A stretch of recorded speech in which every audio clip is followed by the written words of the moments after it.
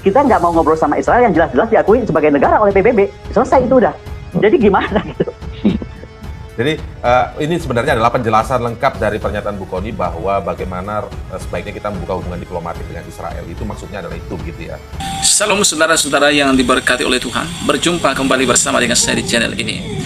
Bagaimana kabar kita semua? Saya berdoa kabar kita selalu baik-baik saja dan diberkati oleh Tuhan. Amin. Dan saya juga tidak lupa menyapa saudara, selamat hari Minggu bagi kita semua. Kiranya damai Kristus menyertai kita semua. Saudara, saya juga tidak lupa berdoa bagi saudara yang sakit kiranya disembuhkan, dan bagi saudara yang lemah dikuatkan, dan saudara yang putus asa diberikan Tuhan pengharapan. Sebelum kita memberikan komentar terhadap video ini, terlebih dahulu kita tonton cuplikan berikut ini. Sama soal GIP, soal Al-Qaeda, Ikhwanul Muslimin, jangan salah, isu itulah yang sering digunakan oleh Palestina, kawan kita itu, ketika berbenturan dengan Israel. Jadi ketika berbenturan dengan Israel, yang diangkat adalah menjual sensitivitas Islam. Ini yang kita tadi saya sepakat kok Pak Farhan bilang kita mesti hati-hati, karena sekali lagi kenapa kita mesti hati-hati?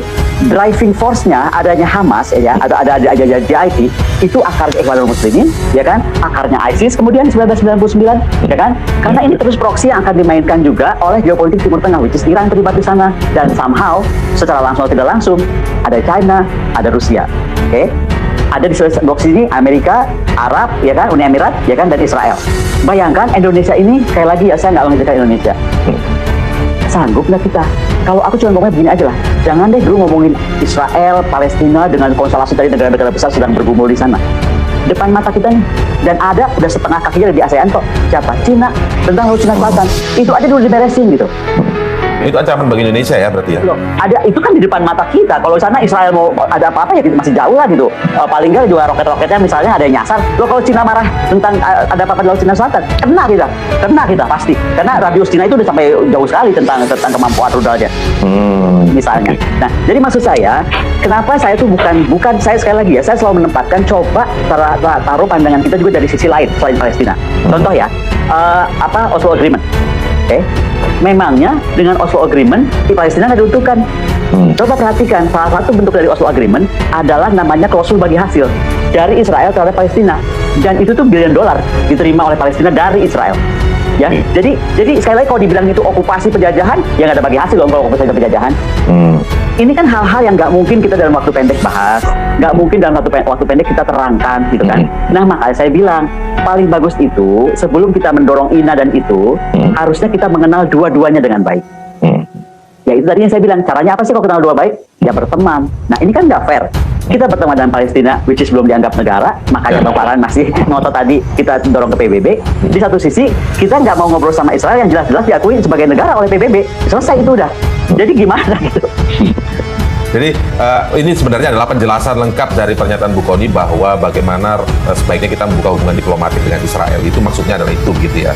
Bukan kemudian sebenarnya kita berpihak pada, kan kalau yang sekarang terjadi ya, itu kan kita mau melihat dari sudut pandang kemanusiaan, bagaimana banyak menjadi korban, anak-anak, kemudian wanita, sekolah, penyerangan di dalam masjid, dan lain sebagainya. Itu loh Bu Kony sebenarnya yang dipandang oleh masyarakat kita di tanah air saat ini. Terangkan. Jadi begini, salah satu senjata Hamas ya kan dalam atau senjata Palestina ya, Palestina yang agak berbeda nih ya, saya nggak ngomong Palestina yang patah ya, itu adalah dua, either dia pakai sensitivitas agama ya kan, atau dia pakai drama gitu tadi, korban.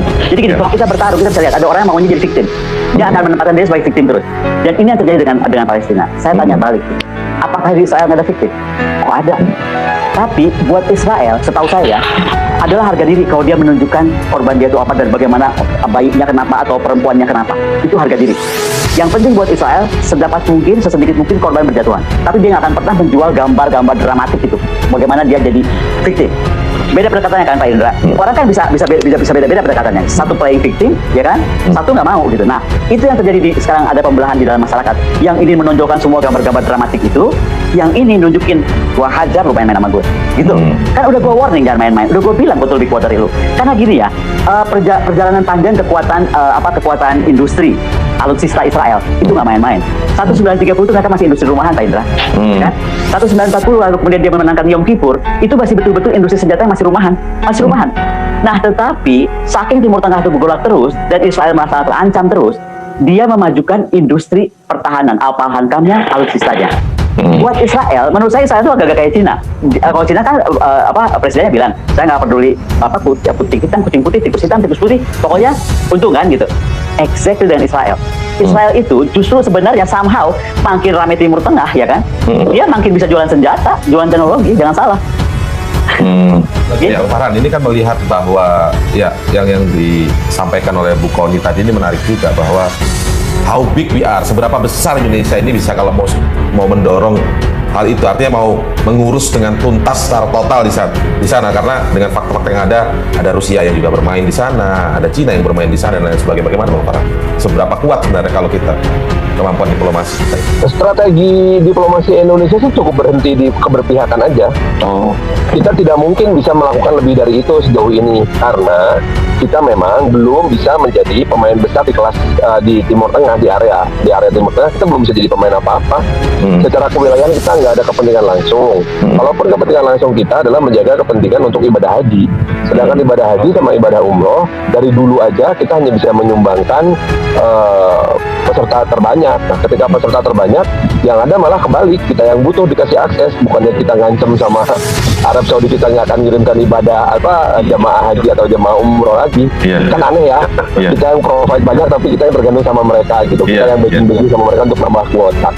Jadi artinya politik Timur Tengah politik Indonesia di wilayah Timur Tengah itu sangat ditentukan oleh narasi dalam negeri itu sendiri.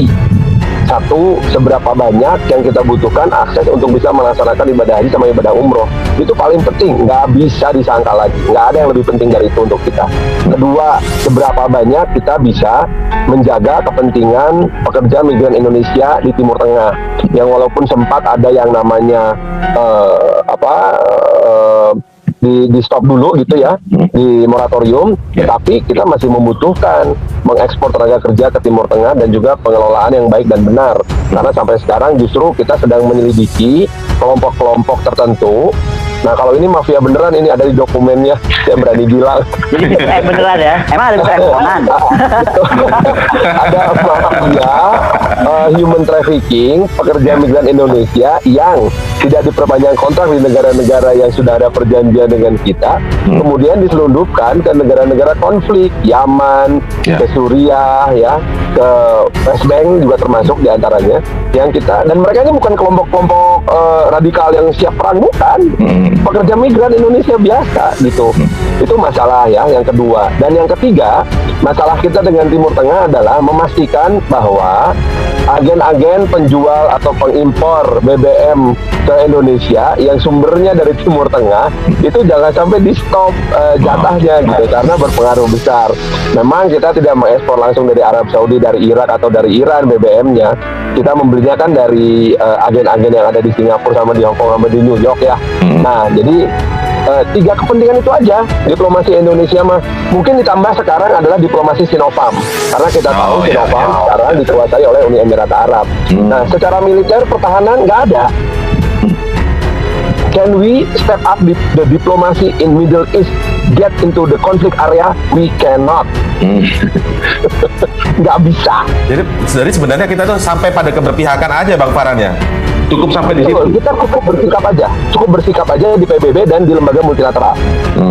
Di OKI kita cukup bersikap bahwa kita menentang Israel, mendukung Palestina, dan mengharapkan Arab Saudi serta Iran mengesampingkan segala perbedaan dalam dukungannya kepada Palestina.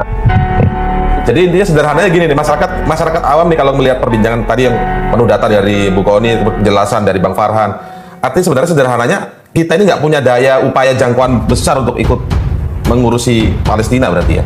Loh enggak, kalau kita habis-habisan di Palestina sama di Israel, atau kita ikut bela-belain orang Yaman, lah terus pemerintah Arab Saudi bilang Indonesia nggak boleh masuk jamaah hajinya. Wah, teriak kita masih, kejut-kejut kita. Iya. Nggak boleh itu terjadi. Kita mesti jaga hubungan baik sama Arab Saudi dalam hal ini. Dengan menyatakan keberpihakan saja itu artinya sudah cukup peran yang besar ya? Itu udah clear, karena sampai hari ini di PBB, di OKI, termasuk juga di POIC. POIC ini adalah lembaga kerjasama parlemen negara Islam, itu kita clear sikapnya. Kita dukung Palestina, titik. Jangan tanya kenapa, jangan tanya gimana. Pokoknya kita dukung. Dalam bentuk apa? Pernyataan dan narasi. Selesai. No more than that, no less than that.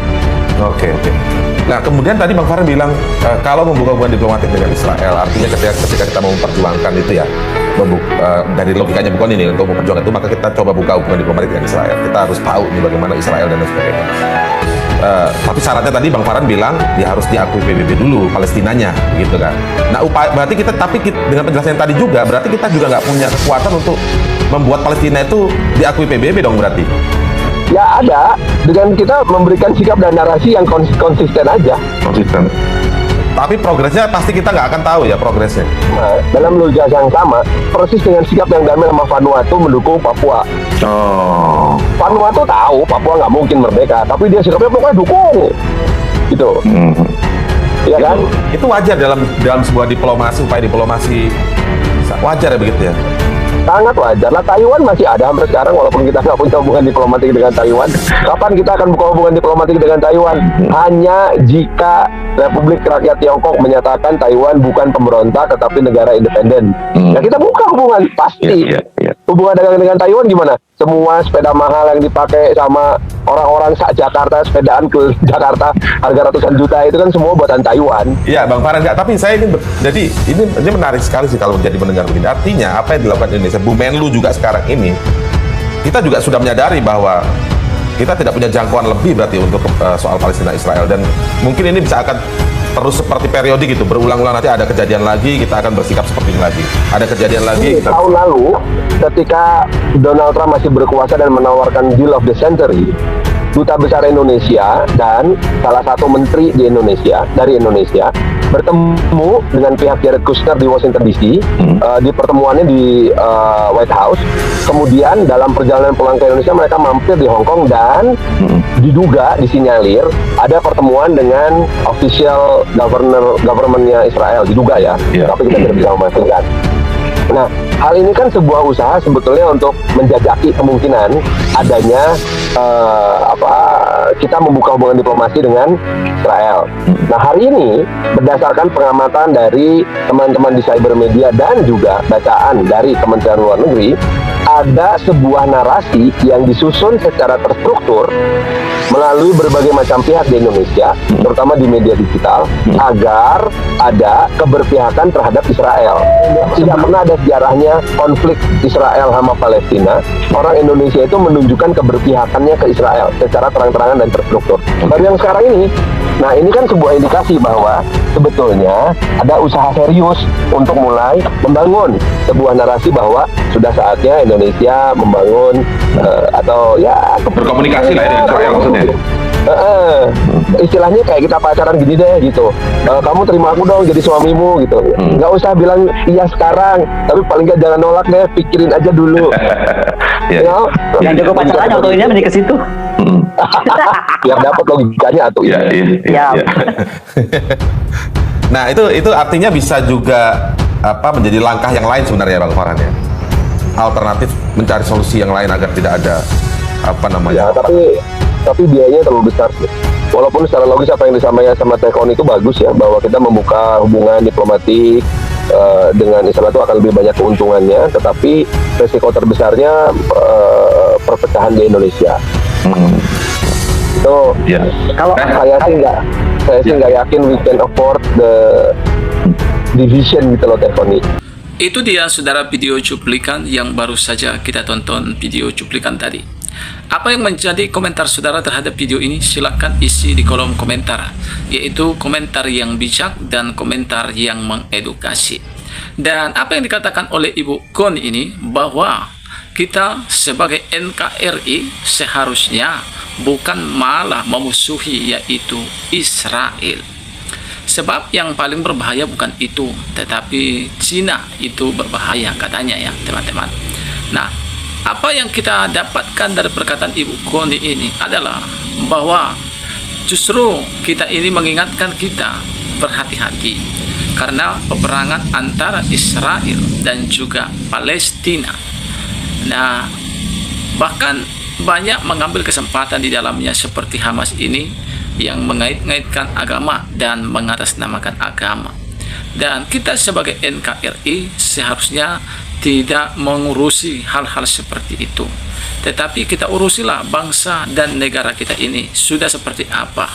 Dan ancaman-ancaman manakah yang akan terjadi bagi Indonesia, itulah yang perlu kita perbaiki saat ini supaya negara kesatuan Republik Indonesia ini semakin baik ke depannya dan bebas dari para penjajah-penjajah. Itu yang perlu kita perhatikan, kata Ibu Koni, ya, kira-kira seperti itu.